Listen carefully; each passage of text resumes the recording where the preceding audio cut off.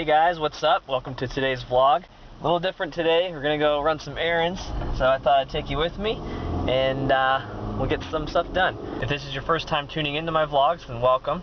Today I'll be talking about the editing part of my writing process, and specifically I'll talk about how it's important to edit what you write and then take a break.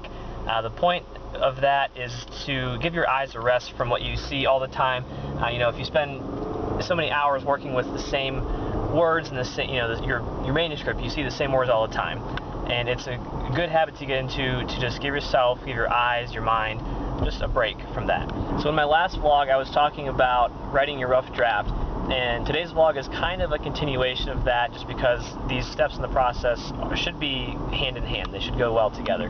As you write your rough draft, you should edit a little bit as you go, and by that I don't mean making big broad sweeping edits. I just mean little things like typos, comma placement, grammatical errors, little things like that that can be ironed out quickly and that you don't need to take a lot of time and do research for it. So like, for example, I wouldn't want to edit a little bit, a little fact in my plot that I might have to spend an hour or two researching and backing up, trying to find information to make it factual.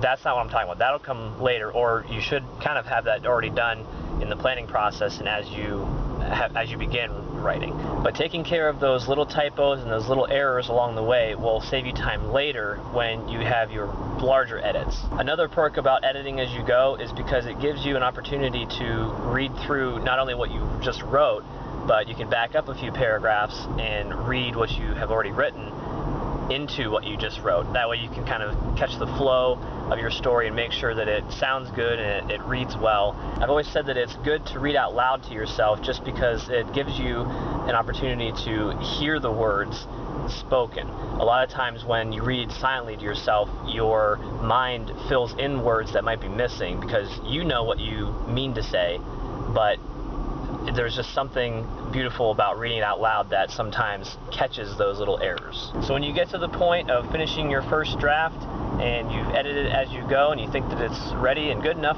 for as good enough as a first draft can be, then take a break. I've seen authors and other writers say that anywhere from a couple of days to a couple of weeks is a good enough time just to give your eyes some rest, give your brain a rest from the same material and the same sequence of words and paragraphs that you've been looking at over and over for the past X amount of days.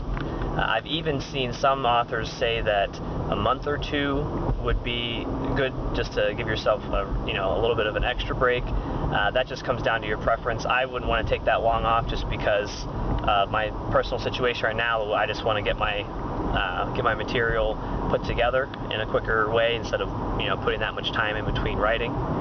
The point is, it is good to take a break. A thought that might come up in your head at this point is, well, if I'm taking so much time off from writing, will my writing mojo be thrown off? Will I be affected? And that's hard to say just because everybody's different. It shouldn't be thrown off that much, if at all, especially if you're having another project on the side that you're working on, which I think is a good habit to have. I personally work on my short stories in the time that I don't write on my larger projects. That way I can keep writing and not sacrifice losing any flow, but at the same time I can also get other things done. So it's just kind of two birds with one stone sort of deal. Alright, errand number 1 complete. I just want to say that in all these videos I'm highlighting different steps of my writing process, and most of them I will add something in that goes along with that step. For example, in the last video I was talking about writing a rough draft, and I mentioned something about setting and the importance of describing your setting and bringing the reader into that setting so they can better relate to the story and to your characters. And in that instance, that little extra tidbit on setting went well with that day's vlog topic. But today, I just wanted to mention something about character, and obviously character is something that you should develop as you write, not as you go through the editing process. So it's not as related, but I still want to talk about it a little bit. So a little thought on character is that when you establish a character in your story, don't give away too much information at once. You know, you should just give enough information to where the reader understands who the character is, why they're there, and how they're related to the other characters in your story. So the reason behind not giving away too much information off the bat when establishing a new character is twofold. The first reason being, you don't want to have an information dump in the middle of your story. You know, your plot is flowing along nicely, and then all of a sudden your reader has to stop that nice flow and take in new information that doesn't necessarily have to be given at that time. Alright, check errand number 2 off the list. I was getting to the second point as to why it's important not to just have an information dump and give everything about your character away right off the bat.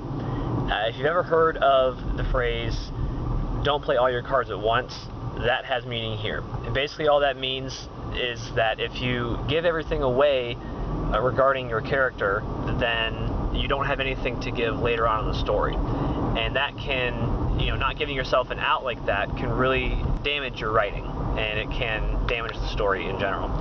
So if you reveal a little bit of information here and there as you go through the story, that's better than just giving everything up at once. And on the other end of the spectrum, it's better than not giving enough information up front and having your reader wonder who they are, who this character is, when really they shouldn't have to wonder. Unless, of course, it's a suspense or mystery story, something of that sort. So that's just a little food for thought when it comes to character. Just a little bit, you know, because like I said, I can't cover every little detail of the writing process simply because there's just too much to cover and not enough time in which to cover it. So hopefully you can get something a little bit out of that, and if nothing else, you can just kind of see into how I approach it and what I think about it, and you know, that's the point of these vlogs anyway. Before I end today's vlog, guys, I just want to take a brief moment to promote a colleague of mine.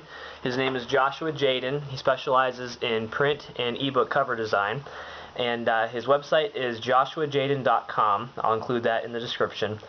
He has his contact information there, his email, I think, and his social media pages.